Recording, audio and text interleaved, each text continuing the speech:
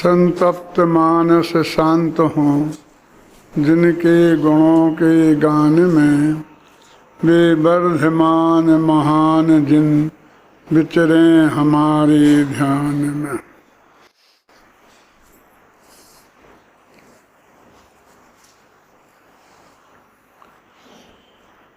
तो आज अपन वो 119वीं गाथा चलानी है प्रवचन सार की। कौन सा प्रकरण है ये? 3 महाधिकार। कौन कौन?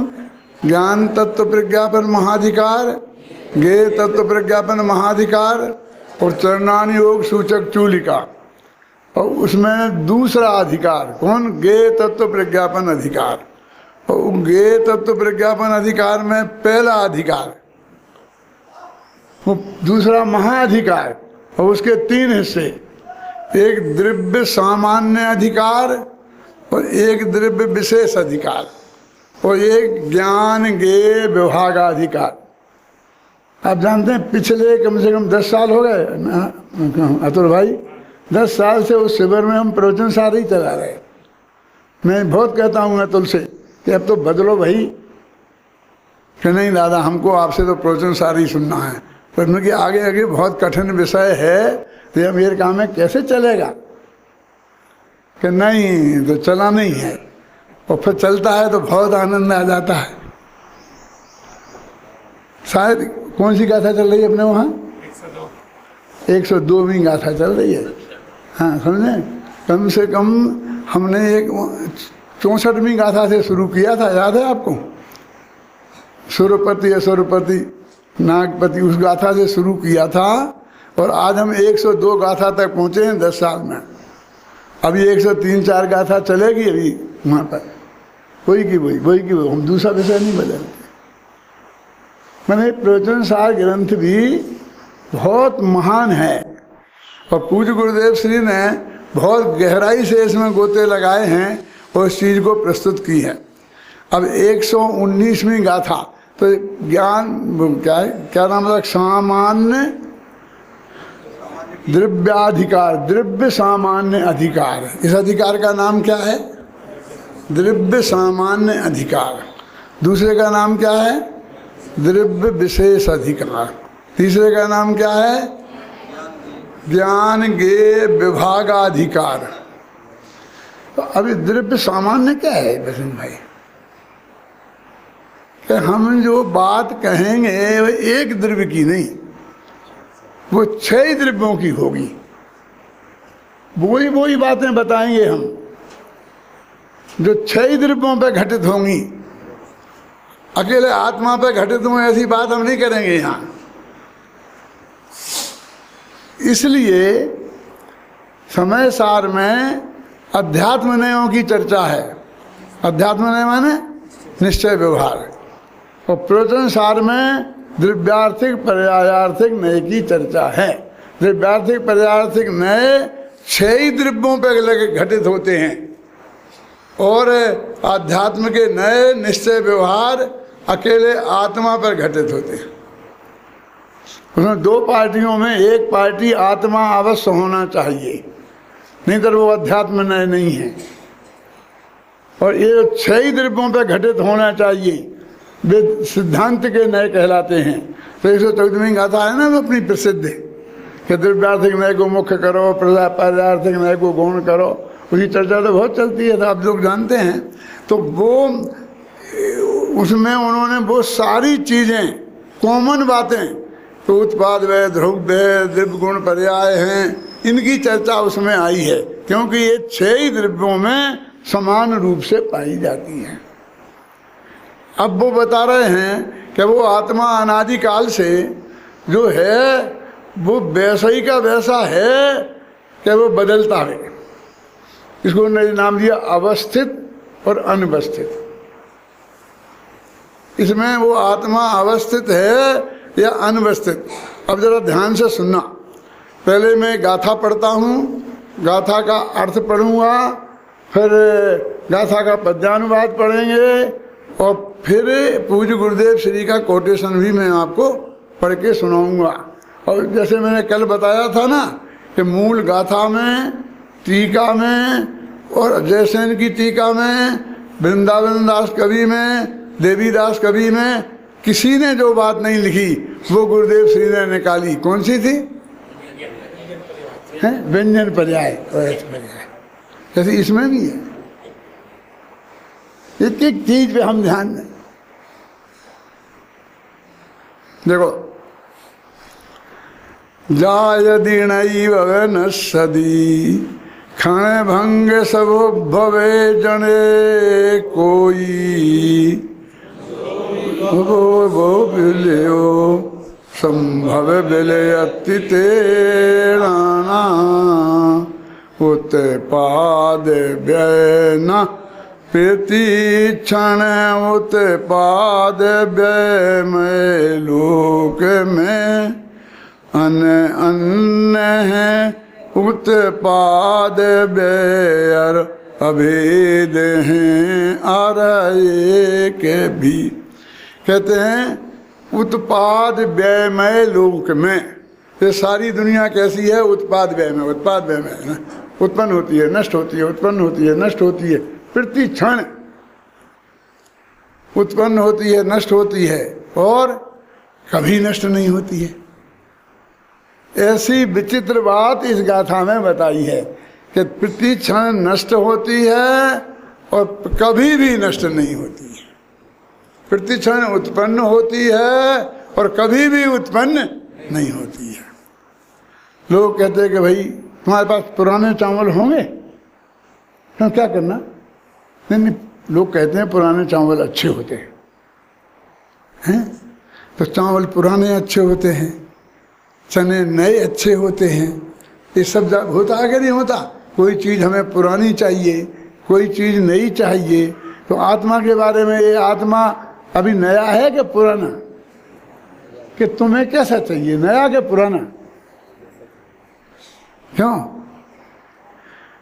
कि पुराना चाहिए, कि इतना पुराना है कि जितना पुरानी दुनिया में की कोई भी चीज है, सब चीजें हैं, अनादि का है, इतना पुराना है। ठीक है कि नहीं? नए चाहिए, नया चाहिए। तो इतना नया है कि एक समय पहले ही बदला है, एक समय पुराना भी नहीं है। आप जानते हैं नए और पुराने की परिभाषा क्या है? नए और पुराने का देखो, खेत में जो कपास पैदा होता है वो नया पैदा होता है कि पुराना? बिल्कुल नया पैदा होता है ना। फिर बाजार में वो गया और मंडी में बिक गया, मीलों में चला गया, समझे ना। फिर दूसरी साल नया आता है तो वो कपास पुराना हो जाता है, हो जाता है ना। फिर लेकिन जो मील ने खरीदा तो उसके यहाँ वो उनको नया रहता है। और फिर उसी कपास से जो सूत बनता है तो वो नया बनता है कि पुराना? और पुराने सूत से जो कपड़ा बनता है वो नया बनता है कि पुराना? उसके यहाँ जो स्टॉक है तो कहते हैं बिल्कुल नया ताज़ा स्टॉक है, और फिर एक साल पुराना स्टॉक हो जाता है। फिर जो छोटे दुकानदार लाते हैं उसके यहाँ से वो एक पुराने स्टॉक में से, तो उसकी दुकान में जो माल आता है वो नया होता है कि पुराना? जब उसे कुर्ता सिलता है तो वो बिल्कुल नया होता है कि पुराना? बोला क्या है नए पुराने की परिभाषा? पुराना अच्छा होता हो तो बहुत पुराना है, नया अच्छा होता हो तो बहुत अच्छा है। एक को कहते हैं अवस्थित और दूसरे को कहते हैं अनवस्थित। देखो गुरुदेव का कोटेशन, उसमें पूरी बात आ जाएगी गाथा की, इसलिए मैं एक दफ़े पहले पूरी आपको बताऊं और फिर गुरुदेव के कोटेशन से बताऊं तो डबल करना पड़ेगा। इतना समय कहाँ है अपने पास? ये एक आध दिन और रह गया, एक प्रवचन और होगा बस।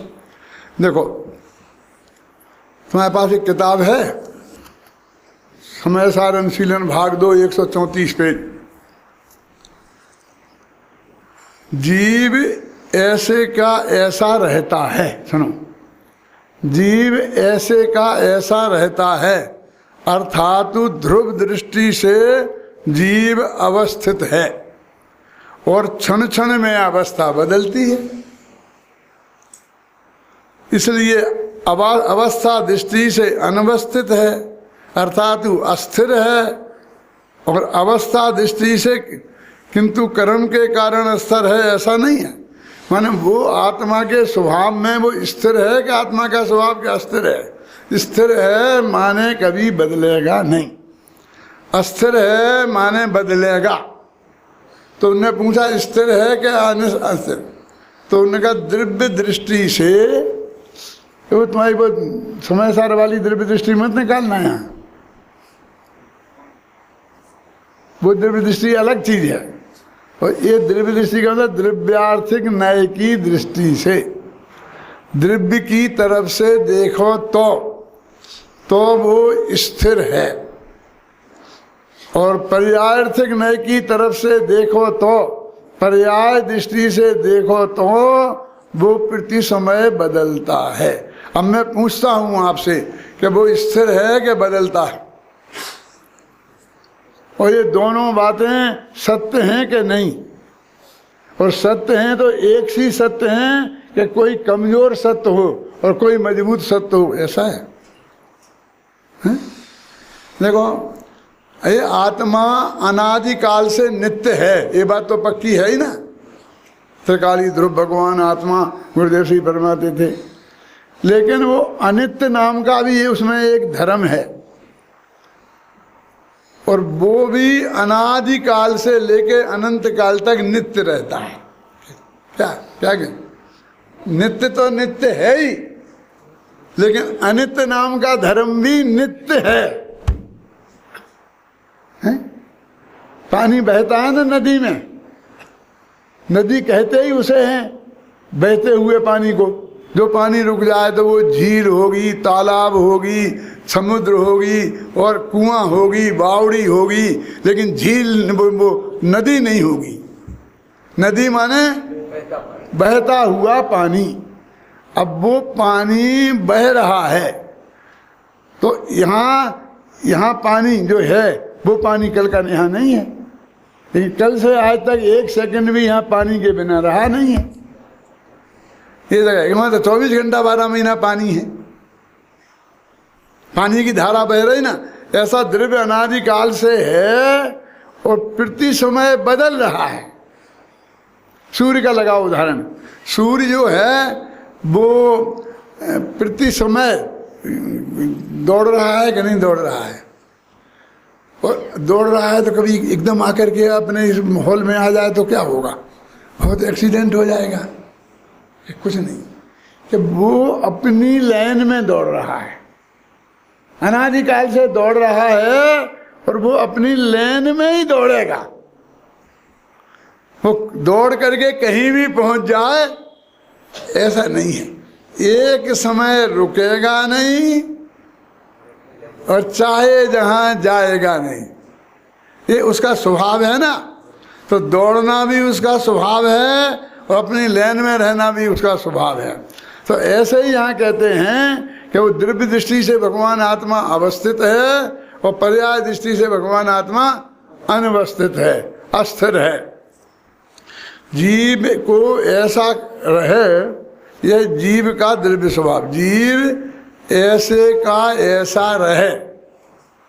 ये गुरुदेव की भाषा है ना, जैसा था वैसा ही का, ऐसे का ऐसा रहे। ये तो अर्थ समझ में तो आ गया ना, माने बदले नहीं। ये द्रव्य स्वभाव है जीव का, और पूर्व अवस्था दूर होकर नई अवस्था आ जाए, यह जीव का पर्याय स्वभाव है। यानी क्या हुआ? मतलब बदलना और नहीं बदलना ये जीव के हैं और जीव के स्वभाव हैं। एक पर के नहीं है, पर के विभाव नहीं है, पर के कारण नहीं होते हैं। जीव हैं और जीव के स्वभाव हैं। यदि ऐसा नहीं होता तो जीव में जो नित्यानित्यपना है, निरंतर परिणमनशीलपना है, वो परद्रव्य के अधीन हो जाता। हमको ऐसा लगता है कि जो राग देश हुए हैं पर्याय, तो ये तो कर्म के उदय से हुए हैं, कि नहीं ठीक है, कर्म का उदय उसमें निमित्त है, ख्याल में आए ना। तो फिर स्वाधीन कहाँ रहा? तो वो कहते हैं कि उसमें दो हिस्सा है, दो चीज़ें हैं। कौन कौन सी? एक परिणमन और एक राग। मन राग रूप परिणमन है ना आत्मा का, तो उसमें दो चीजें हैं, एक परिणमना और एक राग। तो राग तो परिणमना तो दिव्य स्वभाव है, परिणमनशील है ना, वो पर्याय स्वभाव है दिव्य का, और वो विकार स्वभाव, विभाव स्वभाव है, समझे ना। इसलिए द्रव्य में कभी विकार होता ही नहीं, क्योंकि उसकी मूल पर्याय तो परिणमना है, बदलना है, बदलना है, बदलना। उसे बदलने के लिए किसी कर्म फर्म की जरूरत नहीं है, वो बदलेगा, इसके लिए किसी कर्म की जरूरत नहीं है। आपके घर में बच्चा पैदा हुआ है, वो 25 बरस में 25 बरस का हो जाएगा, उसके 25 बरस का होने के लिए किसी की जरूरत नहीं है, न माँ की, न बाप की, न भाई की। क्यों? वो 25 बरस में 25 बरस का नहीं होगा। जिनके माँ बाप नहीं होते हैं वे होते हैं कि नहीं होते हैं? वे भी 25 बरस में 25 बरस के हो जाएंगे कि नहीं हो जाएंगे? क्योंकि ये वो किसी के कारण नहीं होता, तो हम पलटने में दूसरे का कारण खोजते हैं। तो इसका मतलब उसका द्रव्य का स्वभाव है, ऐसा हम नहीं मानते हैं। देखो, द्रव्य जीव ऐसा का ऐसा रहे, यह जीव का द्रव्य स्वभाव है, और पूर्व अवस्था दूर होकर नई अवस्था आ जाए, ये जीव का पर्याय स्वभाव है। आत्मा अपने द्रव्य स्वभाव और पर्याय स्वभाव को यथार्थ समझे तो अपना बंधु है, और अज्ञान के कारण पराधीनता माने, नहीं समझे तो स्वयं अपना बैरी है। हम स्वयं अपने मित्र हैं और हम स्वयं अपने शत्रु हैं। कि कैसे मित्र हैं और कैसे शत्रु हैं? तो वे ऐसा नहीं कहते हैं कि पुण्य करे तो स्वर्ग में जाएगा तो अपना मित्र हो गया, पाप करेगा तो नरक में जाएगा तो अपना शत्रु हो गया, ऐसा नहीं कहते हैं। वो कहते हैं अपना जो परिणमन स्वभाव है वो प्योर अपने कारण है, उसमें पर का कोई योगदान नहीं है। ये सम्यक बात है, इसमें कोई दिक्कत नहीं है। और पर को माना तो वह अज्ञान पैदा हो जाता है, वो अपना शत्रु हो गया। ये अपना मित्र है, जो है मैं स्वयं हूँ, माने मैं कभी नहीं बदलूं, ऐसा भी जो मेरा, इसमें भी मुझे किसी की जरूरत नहीं है। ये माताएं बहनें कहती हैं ना कि गेहूँ रखो और उसमें नीम के पत्ते डाल दो, और क्या क्या डालती हैं, सुखा के रखती हैं ना 4-6 महीना। अब आजकल तो जमाना ही बदल गया, अब तो गेहूँ खरीदते ही नहीं कोई, अब तो आटा ही लाते हैं सीधा। और तुम्हारी बीमारी यहाँ भी आती जा रही है, अमेरिका की, हिंदुस्तान में भी आती जा रही है। क्यों? अब सीधा आटा ही लाते हैं। पहले तो हमारे गांव में गेहूँ 1 बरस का इकट्ठा खरीद लेते थे। हमारी तो वही आदत है, विद्यालय के लिए भी हम कितने 200-200 बोरियां गेहूँ खरीद के रखते हैं। कितना लगता है? तो उसमें फिर कीड़े ना पड़ जाएं, इसके लिए उसमें कुछ दवाइयाँ डालने पड़ती हैं। तो इसलिए ये कहते हैं कि उसे बदलने, कि वो नहीं बदले, खराब ना हो जाए, इसके लिए दवाई डालने की ज़रूरत है, कि आम को पकाने के लिए कोई चीज़ डालने की ज़रूरत है। कि आत्मा के स्वभाव में ऐसा कुछ नहीं, स्थिर भी वो अपने आप रह जाएगा और बदलने का काम भी वो अपने आप कर लेगा। आज इसमें किसी की रंच मात्र आवश्यकता नहीं है। देखो, अब गहरी बात थोड़ी, जो घड़ा है वही सुराही है। सुराही तो समझते ना, घड़ा भी समझते, पानी भर लेते हैं ना वो घड़ा, वो जो ऐसा नीचे मोटी मोटी और ऊपर ऐसा पतला पतला मुंह होता है ना, उसे सुराही बोलते हैं कि नहीं जानते? तो एक घड़ा है, ये सुराही है। तो कहते हैं घड़ा और सुराही अलग अलग हैं कि एक हैं? बोलो, हैं? तो कहते हैं कोई कहे कि ये तो एक ही है। तो ये गुरुदेव क्या कहते हैं, मैं पढ़ूंगा अभी। गुरुदेव कहते हैं कि जब घड़ा और सुराही एक तो हो नहीं सकते, तो एक कहा है तो उसकी दृष्टि में मिट्टी आई तब उसने एक कहा, फिर उसकी दृष्टि में मिट्टी का उदय हुआ, समझे ना, तब उसने जो कहा। और जब कहें घड़ा और सुराही अनेक है और वो यदि आए तो किसी घड़ा और सुराही उसकी दृष्टि में आए, फिर भाई दृष्टि कैसे हुई कि जब वो हमारे दृष्टि में ये उदित होगा तो मिट्टी हमारी दृष्टि में आएगी तो हम एक ही कहेंगे, क्या फर्क है, एक ही बात है ना। अभी अपील करें कि हमारा मंदिर बन रहा है, उसको मंदिर पे एक कलश चढ़ाया जाएगा, कलश की तरह सोना चाहिए, हम आप लोग सब लोगों से सोना चाहिए बराबर। क्या चाहिए आपको? कलश पे क्या चढ़ाओगे? सोना। तो सबसे अपील करते हैं, माताएं बहनें सब दे दें और एक झोली लेके निकल गए। होते हैं कुछ मांगने में होशियार लोग, क्या ना। तो बहनें क्या देती है? कोई कान से निकाल के दे देती है, कोई गले में से निकाल, कोई हार देती हैं, कोई कनफूल देती हैं, कोई अंगूठी देती हैं, कोई सोना नहीं देती। क्यों? अब लेने वाले की दृष्टि में सोना उदित है और बहन की दृष्टि में अंगूठी उदित है, पर्याय उदित है। बोलो, सोना भी है और अंगूठी भी है, तो मिला के कहो तो सोने की अंगूठी है। तो ऐसा ही द्रव्य और पर्याय के बीच में जो घड़ा है वही सुराही है। यदि ऐसा कहना हो तो घड़े का स्वरूप और सुराही का स्वरूप पृथक पृथक है तो उसमें एकत्व लागू नहीं पड़ता।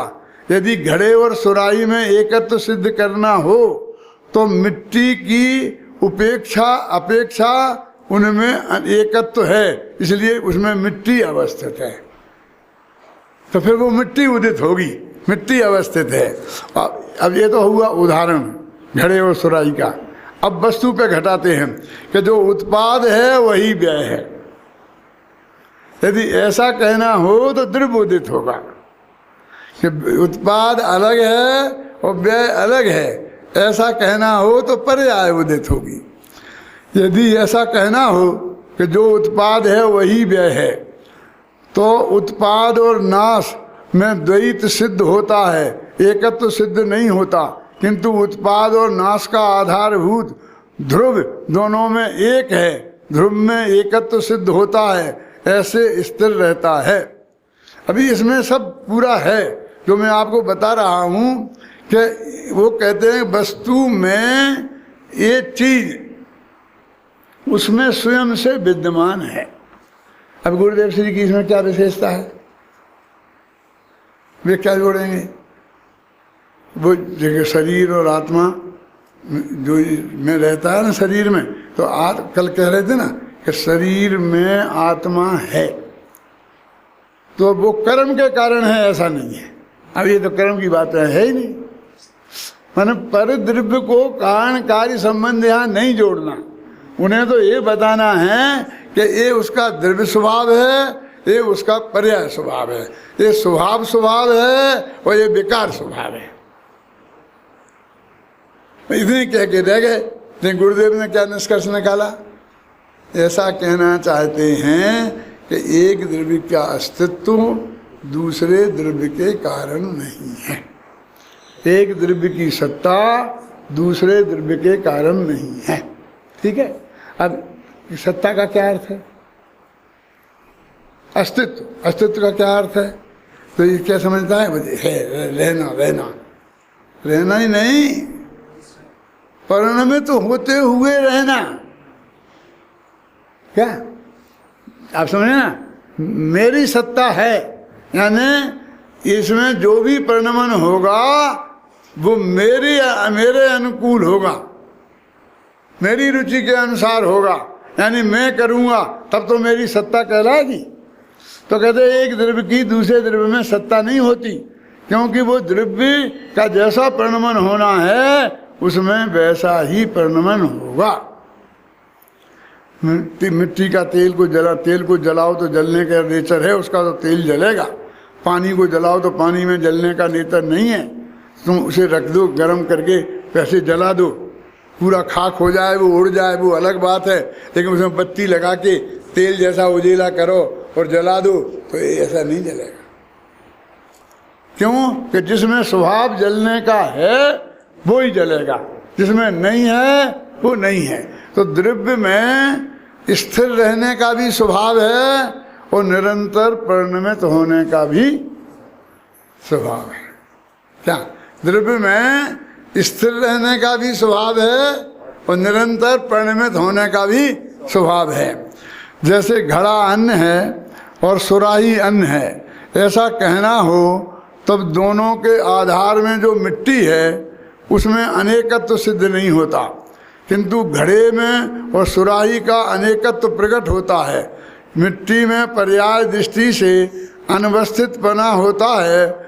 मिट्टी घड़े रूप, सुराही रूप उसके पर्याय स्वभाव के कारण हुई है, किंतु कुमार, चक्र, दंड आदि के कारण अन्य रूप नहीं हुई है। ये गुरुदेव की बनती है, हाँ, मूल में नहीं है।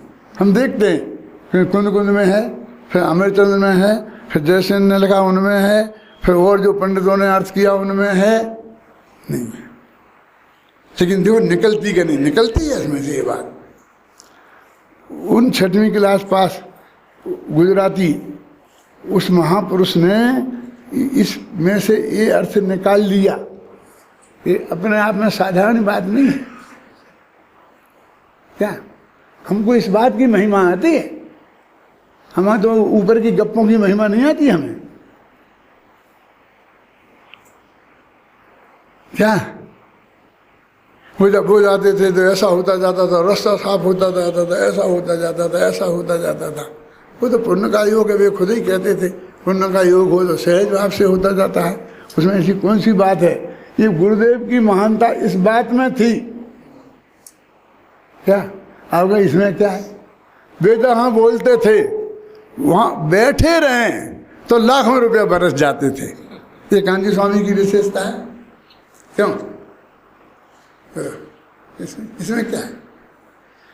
कांजी स्वामी की विशेषता ये है कि ये हमने 2000 वर्ष में कहीं नहीं देखा और उनमें देखा।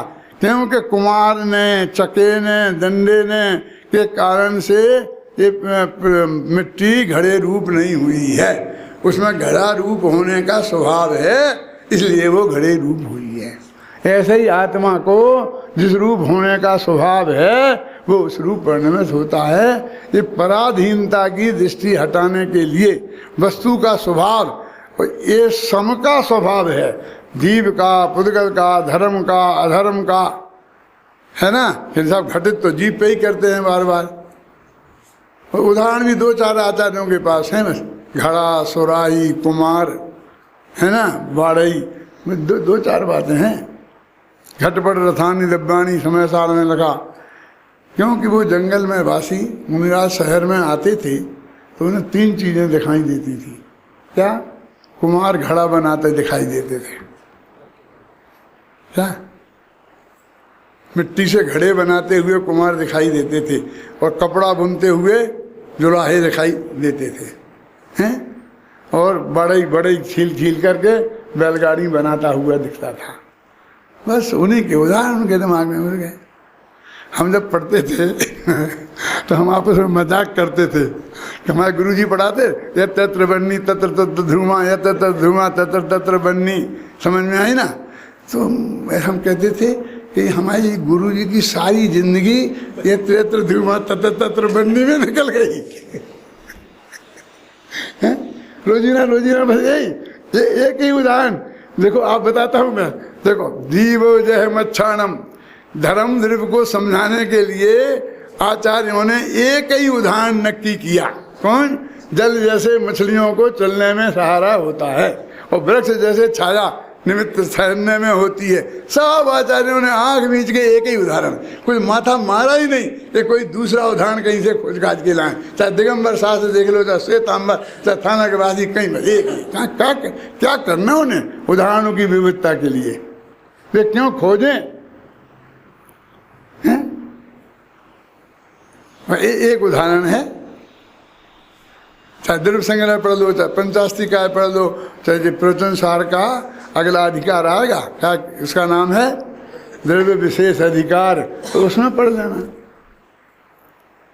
सब यही बात है। तो वास्तव में समझने लायक बात क्या है और ऐसे ही चल के निकल जाने लायक बात क्या है। अब मान लीजिए कि इसके हम खत्म करेंगे ये अध्याय और इसके बाद आएगा वो अधिकार द्रव्य विशेष अधिकार, उसमें धर्म द्रव्य की परिभाषा होगी, अधर्म द्रव्य की होगी। तो हम एक ही दिन में 6 द्रव्य पढ़ा देंगे, 12 गाथाएं एक दिन में पढ़ा देंगे अपने विद्यार्थियों। 12 गाथा एक दिन में, क्यों? द्रव्य संग्रह में पढ़ी पढ़ाई हैं, 6 डाला में पढ़ी पढ़ाई हैं, बाल बोध पाठमाला में पढ़ी पढ़ाई हैं। अब और हम क्या करें उसमें? हम भी ज़्यादा हमारे उदाहरण यहाँ से ला नहीं सकते। धर्म द्रव्य के लिए क्या करें? बहुत लोग ईथर है, फलाना है, फलाना है। धर्म द्रव्य की सिद्धि करने के लिए प्रयोग करो, क्योंकि लोग नहीं मानते हैं कि धर्म द्रव्य है कि नहीं है। अरे तू तो मानता है ना, तो छोड़ना और लोगों को। नहीं, कुछ लोग प्रश्न करते हैं, मेरे पास आते बहुत ऐसे प्रश्न करते हैं। वो प्रश्न करने वालों के हाथ जोड़ लेना है कि जैसे मैं तेरे जोड़ रहा हूँ ना। क्या करना तुझे, दूसरे से क्या करना? तुझे समझना है आचार्यों को धर्म द्रव्य को समझाने का इतना तीव्र विकल्प नहीं था, तो नाम भी क्यों लिया कि भाई उसका अस्तित्व है, तो नाम कैसे नहीं लें, छोड़ कैसे दें कि द्रव्य कितने होते हैं, कितने प्रकार के होते हैं, तो उसका नाम कैसे छोड़ दें और बिल्कुल भी उसके बारे में बात नहीं करें, कैसे छोड़ दें? तो चाहे हम आचार्य को पढ़ा जो 10 साल पढ़ चुका हो, तो भी हमें इस द्रव्यों के नाम बताने पड़ेंगे और उनकी परिभाषाएं संक्षेप में देनी पड़ेंगी। क्यों? और गहरी बातें होंगी वो अपने आप आएगी। जो आत्मा का कल्याण का जिया संबंध है, जैसे कि हमने मान रखा है कि कर्म के उदय से ये हुआ है, पड़ोसी ने हमारे को ये बिगाड़ कर दिया है, ऐसी मान्यता कर रखी है, तो हम ऐसी मान्यता का करेंगे न कि उसके कहिए कुछ नहीं होता। तो कुछ नहीं होता कि उसने नहीं किया, तुम्हें कैसे पता कि उसने नहीं किया? क्यों? कि हमें ये पता है कि एक देव दूसरे देव का कर नहीं सकता। समझना क्या कह रहे हैं? मैं एक बात उदाहरण देता हूँ, समझ में बहुत अच्छी है। कि एक लड़की को देखने एक लड़का आया, तो उसने देखा आजकल के लड़के बहुत होशियार हो गए हैं। ये तो निर्णय तो 1 मिनट में हो जाता है कि ये लड़की मुझे पसंद है कि नहीं पसंद है, लेकिन बताते नहीं हैं। यदि पसंद है ये बता दें तो फिर बाप को सौदा करने का मौका नहीं मिलेगा, ये खतरा है। और ये बता दें कि पसंद नहीं है, फिर तो कोई दिक्कत नहीं है ना। बोलो प्रवीण भाई, तो फिर अभी का चाय पानी संकट में पड़ जाएगा। फिर कोई क्यों खिलाएगा तुम्हें, चाय पानी क्यों पिलाएगा? जब तुमने कह दिया कि ना पसंद है, तो शांति से चाय पानी हो जाए, विदा ढंग से हो जाए, फिर देखेंगे। हाँ बहुत अच्छी लड़की है, सब बात है। अरे वो आपका क्या कहना है, ऐसा कहना, जो भी कहता रहता है, तो फिर जवाब दो ना, जवाब पापा देंगे, चल जाता है।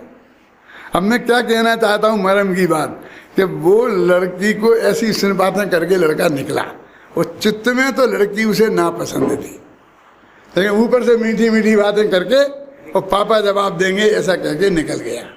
अब वहाँ उसके ही पड़ोस में इसका एक दोस्त रहता था, तो भाग्य से वो निकला तो इसे दिख गया। अरे तू कहाँ आया, क्यों आया था, कहाँ आया था? आज वो उसे पकड़ के अपने घर ले गया। अब 2 पड़ोसियों में झगड़ा तो होता ही रहता है ना, तो थोड़ा थोड़ा उनमें झगड़ा होता था पड़ोसियों में। तो उसने कहा अरे यार ये इसके यहाँ गया, अब ये तो भड़का देगा, अब ये मेरी लड़की से संबंध इसका नहीं होने देगा। सच समझ में आया ना? तो वो चला गया, फिर आया, देख दाख के थोड़ी चाय पानी पी करके चला गया। उसने कुछ नहीं कहा।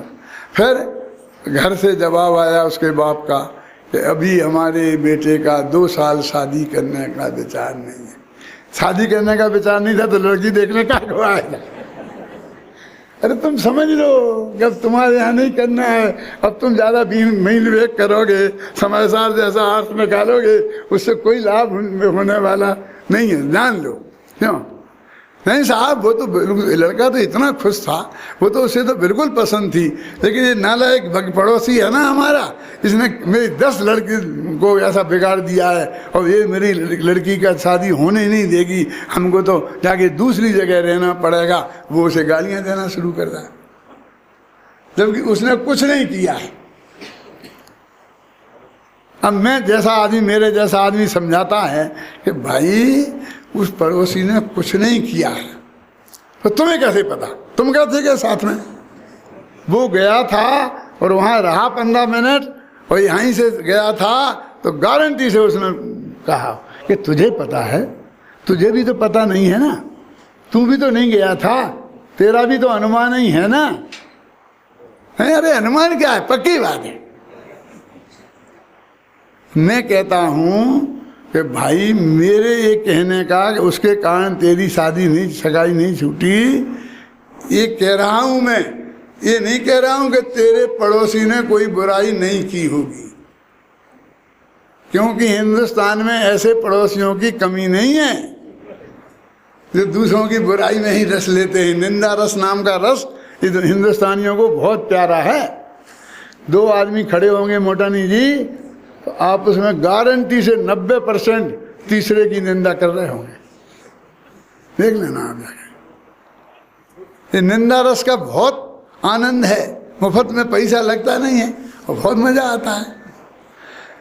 तो मैं आपको गारंटी दे रहा हूं कि उसकी वजह से तेरी लड़की का शादी सगाई नहीं टूटी है, कि उसने भड़काया नहीं है, ये नहीं कहता मैं।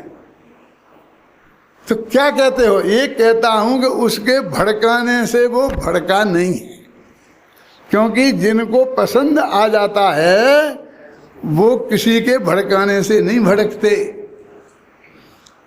माँ बाप धमकाते हैं, एक पैसा नहीं देंगे, सारी संपत्ति मंदिर के नाम कर देंगे, तो भी नहीं बदलते। जिससे वो प्रेम करते हैं, जिसको वो चाहते हैं, जिस लड़की को, फिर ये माँ बाप कुछ भी कर लें, फिर नहीं है ना, फिर नहीं बदल सकते। कोई नहीं बदल सकता दुनिया का ताकत। तो वो उससे क्या होने वाला है? पड़ोसी ने कुछ कह दिया तो, यदि जिसे नहीं कर, उसका ही निर्णय है। सचमुच बात तो यही है कि उसे ही नहीं जची, उसे ही जच गई। लेकिन हम सब बड़े बड़े, नहीं साहब वो तो बिल्कुल ही पक्की होने वाली थी, लेकिन उनने ऐसा कह दिया, उनने ऐसा कह दिया, उनने ऐसा, इतनी कह देने से भड़क जाता है तो अच्छा है ना, नहीं हो रही। ऐसे आदमी से क्या करेंगे? फिर घर में आ जाएगी, फिर तुम्हारी बहू को भड़काएंगे, फिर उसे भड़काएंगे, फिर वो भड़कने का चक्कर, बीमारी दूर रहे, से बच गया तुम। लेकिन ये वस्तु के स्वभाव की तरफ से हम गारंटी देते हैं क्या, कि परद्रव्य से कुछ होता ही नहीं, क्या कर्म के उदय से कुछ हुआ ही नहीं, पड़ोसी ने कुछ बिगाड़ा ही नहीं। ये तो हम वस्तु के स्वरूप की तरफ से गारंटी देते हैं। देखो गुरुदेव का पढ़ा था ना, किंतु कुमार चक्र दंड आदि के कारण अन्य रूप नहीं हुई, अन्य उत्पाद है और अन्य विलय है। ऐसा कहना तो उन दोनों को आधारभूत जो ध्रुव है उनमें अनन्यपना है, अनन्यत्व असंभावित है। उत्पाद और व्यय दोनों को लिया जाए तो दोनों का पृथक पृथक स्वरूप निश्चित होता है। जीव के स्वयं के अनवस्थित पर्याय स्वभाव के कारण पूर्व अवस्था का नाश होता है और नई अवस्था का उत्पाद होता है। माने हम 18 वर्ष के थे तो 1 वर्ष में हम 19 वर्ष के हो गए। तो ना तो हम काल से हुए, ना किसी परद्रव्य से हुए, ना हम खाना खाने से हुए, बस। तो काल समय बदलेगा तो ऑटोमेटिक, अब अगली साल हम कुछ नहीं करना तो अभी 20 साल के हो जाएंगे क्या नहीं? अच्छा, तुम कर सकते हो तो 5 साल में 20 साल के कर दो। चाहते तो सब है, अपना बच्चा होता है ना तो जल्दी से जल्दी बढ़ने लग जाए, जल्दी से जल्दी चलने लग जाए। चाहते कि नहीं चाहते हैं, कोशिश करते हैं जल्दी से जल्दी खाना पीने लग जाए, हैं? लेकिन एक मिनट भी कर सकते हैं? जितना समय लेगा, जिस समय जो अवस्था उनमें आनी है वही अवस्था उसके गारंटी से आएगी। और संयोग तो ये बहुत तुच्छ चीज है। इनकी तो कोई बकत नहीं है, ख्याल में आई ना। लेकिन फिर भी जैन दर्शन में तो ये भी अनादि से नक्की हैं। ये जो गुरुदेव श्री की सबसे बड़ी देन है क्रमबद्ध पर्याय, कि अनादि से एक एक चीज नक्की है। मैं आपसे बोलता हूँ, आज गुरुदेव के यदि सच्ची सत्य हो प्रवीण भाई तो बताना मुझे, नाम मैं सही बोल रहा हूँ कि नहीं? हैं? बहुत दिन हो गए ना, उस तुम्हारे यहाँ जो शिविर हुआ था उसे कम से कम 30 साल हो गए। 1982 में हुआ था, कितने साल हो गए गिनो? हैं? मुझे क्यों याद है मालूम? कि हमारा जो अनेकांत है ये माँ के पेट में था इसकी वजह से हमारी वो बहू आ नहीं पाती थी इस शिविर में भाग लेने। तो मुझे पता है कि जितना वो अनेकांत हो गया ना, उतने दिन हो गए मलाड़ के शिविर को। और तब से तुमने यार फिर हमको बिल्कुल शक्ल नहीं दिखाई, बहुत दिनों तक नहीं दिखाई। अब नक्की किया है 3 दिन का कार्यक्रम इनके यहाँ का। कौन सी तारीख है? 11, 12, 13 जून। विदेश जाएंगे ना तो 3 दिन पहले मैं इधर आऊँगा बम्बई, तो इनको ना मालूम कहाँ से पता चल गया, तो ये मेरे पीछे पड़ गए। नक्की कल शाम को नक्की कर लिया है क्या? हाँ, तो जीव यानी ये बताना चाहते हैं कि एक एक क्षण की चीज। अभी मैं ये कह रहा था आपसे कि 2500 वर्ष पहले भगवान महावीर का समोषण यहाँ विद्यमान था, और उनसे कोई पूछता कि आज इस प्रवचन यहाँ होगा, कौन कौन कैसा बैठा होगा और क्या बात आएगी, ये भगवान महावीर बता सकते कि नहीं? बताओ, ये सोचो आप अपने भगवान को कैसा मानते हो कि आज की बात वे 2500 वर्ष पहले जानते थे कि नहीं? और जानते थे तो दिव्य ध्वनि में बता भी सकते थे, क्योंकि हमारे पास सैकड़ों उदाहरण हैं जैसे बताए हैं उनने। आदिनाथ ने बताया कि एक बारी महावीर होगा, जो भी होगा कि नहीं होगा। मैंने वो अपना महाकाव्य लिखा ना, उसमें ये लिखा है कि जैसे महावीर का जान लिया था ना उनने, ये मारीच महावीर होगा, इसकी पत्नी का नाम, इसकी माँ का नाम त्रिशला होगा, पिता का नाम सिद्धार्थ होगा, मतलब सिद्धार्थ की शादी त्रिशला से होगी, ये जान लिया था। तो मैं लिखा उसमें मैंने कि ऐसा नेमिनाथ का नहीं जाना होगा, नेमिनाथ का भी जान लिया होगा, ये भी जान लिया होगा कि दूल्हा बन के जाएंगे, ये भी जान लिया होगा कि बीच में ही खड़ा छोड़ के भग जाएंगे, नहीं जान लिया होगा। और फिर राजुल को रोना धोना होगा, क्या होगा, कैसे होगा, क्यों जाना होगा कि नहीं? सब एक एक बात जानी होगी कि अपने भगवान ऐसे हैं कि नहीं, कम से कम इतना तो मानो। जो कुछ करते नहीं हैं तो उनको करता तो मानते हैं, और जानते सब हैं तो पूरा ज्ञाता मानते नहीं। जब उनने जान लिया था और नक्की था तो फिर कैसे हम क्या कर सकते हैं बोलो? ये तो जैन धर्म का तो सच्चे देव का स्वरूप समझे तो ये बात। अभी क्रमबद्ध पर्याय जैसी गजब की बात जो पूज्य गुरुदेव श्री ने निकाली और दुनिया के लाखों लोगों ने मानी है ना, और ऐसे भी लोग थे कि वहीं अड़ोस पड़ोस में वहीं रहने वाले जो नहीं मानते थे। होता है दीपक के तले अंधेरा होता है, सारी दुनिया में प्रकाश हो जाता है।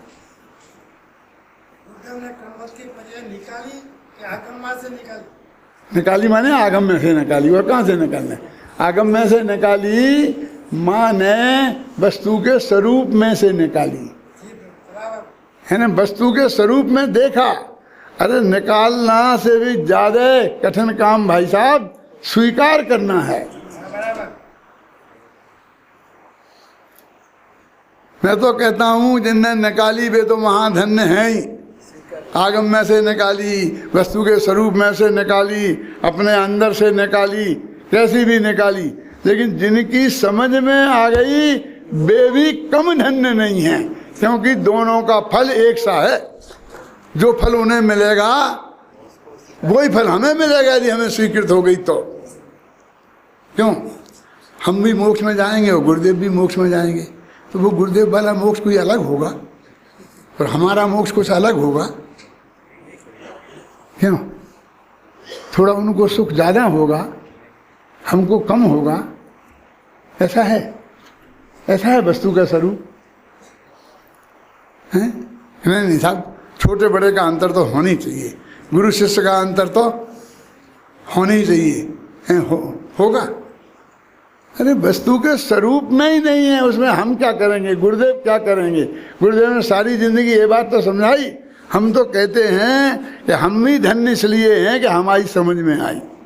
पहले मैं एक बात कहता था कि जब हम तो गुरुदेव को मान लिया था और बहुत बड़े बड़े विद्वान थे वो नहीं मानते थे और हम उनसे बात करते थे, उनने हमें पढ़ाया था, ऐसे विद्वान भी थे, तो उनसे कहते कि ये तो साफ तो लिखा है इसमें शास्त्र में कि केवल ज्ञान का सब मतलब ये है, तो वे नहीं मानते थे।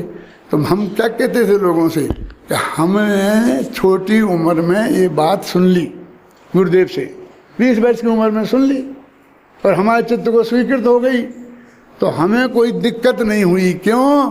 कि तब तक हमने कुछ लिखा नहीं था, कुछ बोला नहीं था ज़्यादा, इसलिए हमें वो डर नहीं था कि लोग हमसे कहेंगे कि तुम बदल गए, कल तो तुम हमको ऐसा समझाते थे और आज ये समझाओ, तुमने पहले तो किताब में ये लिखा है और आज ये कह रहे। वो हमारे पास नहीं था कुछ, हमारे पास लूटने को कुछ नहीं था, अज्ञान था तो गुरुदेव लूट ले गए। ख्याल में आई ना? क्या करें बोलो? और ये बड़े बड़े पंडित हैं, इनकी 6-6 किताबें प्रकाशित हो गई और उसमें उनने सब विरोध लिखा हुआ है, ऐसी बातें लिखी हुई हैं जो ये मान लेते हैं तो सब झूठी सिद्ध होती हैं। सब लोग निकाल के बताएंगे।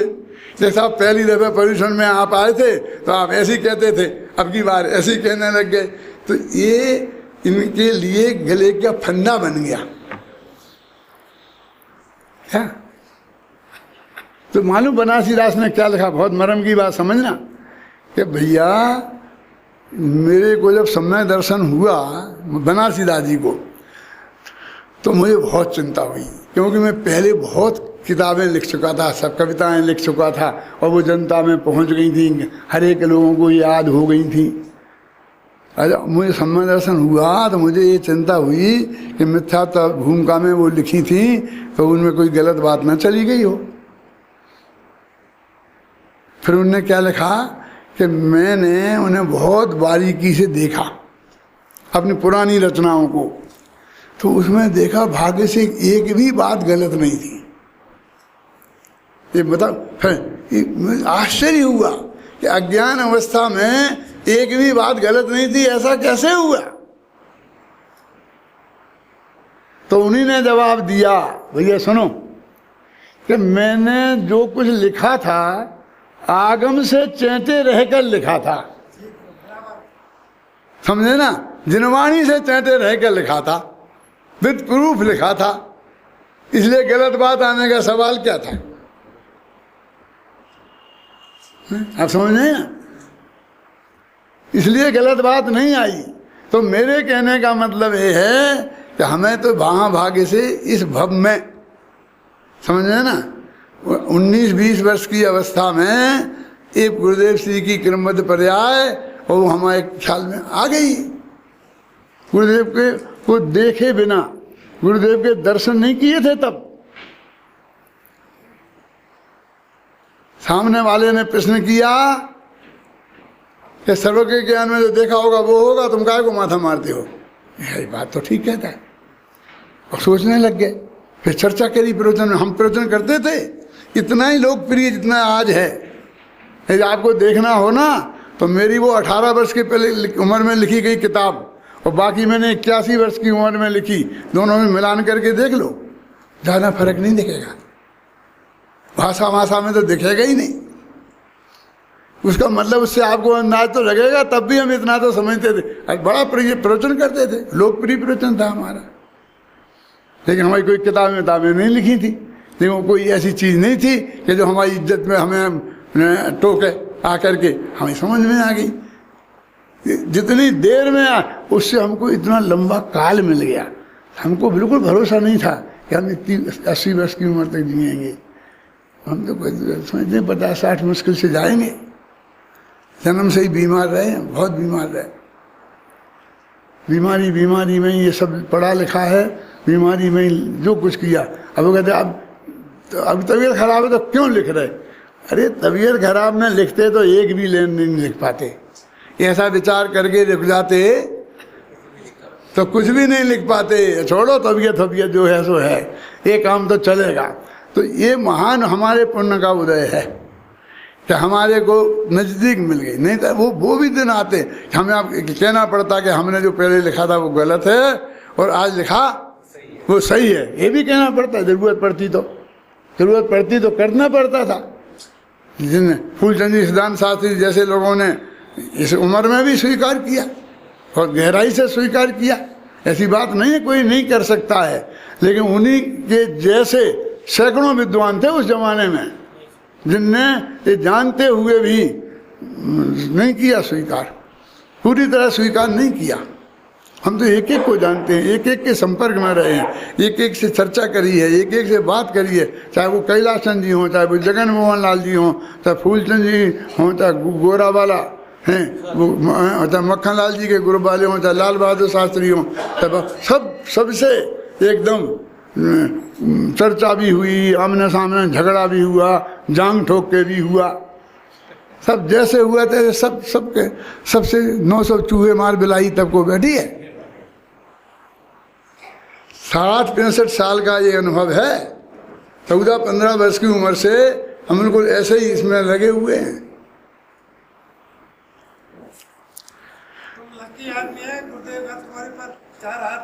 हाँ, मैं सचमुच बात कह रहे हैं आप। इससे बड़ा भाग्य दुनिया में कोई दूसरा नहीं हो सकता कि जैसे गुरुदेव श्री को इतने साल तक, हमको तो गुरुदेव श्री का समागम सन 56 से हुआ। 56 समझते हो? 56। और जब तक उनका स्वर्गवास हुआ सन 80-81 तक, कितना वर्ष हुए? 34 वर्ष का लगातार।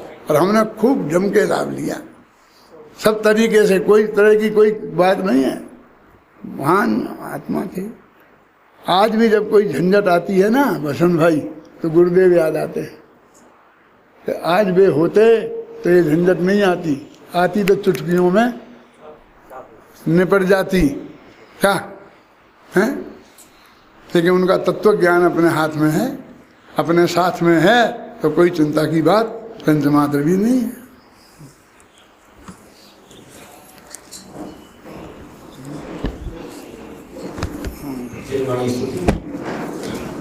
साथी को गंगा